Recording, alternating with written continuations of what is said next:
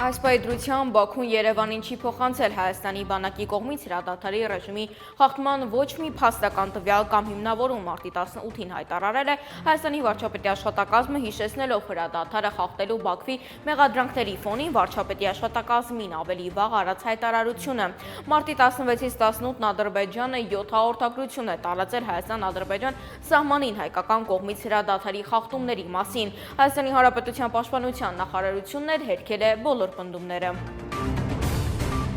Խաղաղության համաձայնագրի տեքստի վերաբերյալ Ադրբեջանի և Հայաստանի միջև ձեռք բերված համաձայնությունը գոհացուցիչ է։ Մարտի 18-ին հայտարարել է Թուրքիայի իշխող Արդարություն և զարգացում կուսակցության խոսնակ Օմեր Չելիքը, ընդգծելով Երևանի կողմից Բաքվի պահանջների կատարման կարևորությունը հայ-թուրքական հարաբերությունների կարգավորմանը նոր թափ հաղորդելու համար։ Հայաստանի Հանրապետության համար կարևոր կլինի փոխել որոշ օրենքներ կամ սահմանադրական հոդվածներ, որոնք ուղղված են Ադրբեջանի դեմ ժամանակներ լուծարել Մինսկի խումբը, նրանք այլևս անելիք չունեն, նրանք չեն նպաստել խնդրի լուծմանը, ասել է թուրք պաշտոնյան։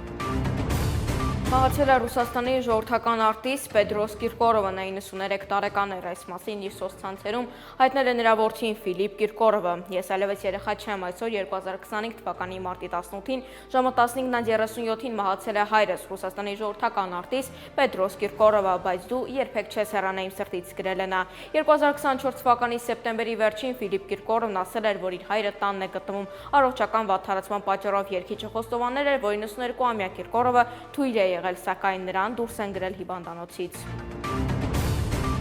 Իտալիայի Թուրին քաղաքում մարտի 8-ից 15-ը կայացել է հատուկ օլիմպիադա։ Հայաստանից մասնակցել է 2 ներկայացուցիչ, կրկնակի ոսկե մեդալակիր է դարձել Սիփան Ծաղկյանը, հանդես գալով դահուկավազքով 2.5 կիլոմետր դասական և 500 մետր ազատ ոճի մրցումներում, իսկ Նարեկ Պապյանը 4-րդ տեղն է զբաղեցրել նույն սպորտաձևի 50 մետր դասական ոճում, նա նաև հանդես է եկել 100 մետր դասական ոճում և զբաղեցրել 6-րդ տեղը, խաղերին մասնակցել է 1500 մարզիկ։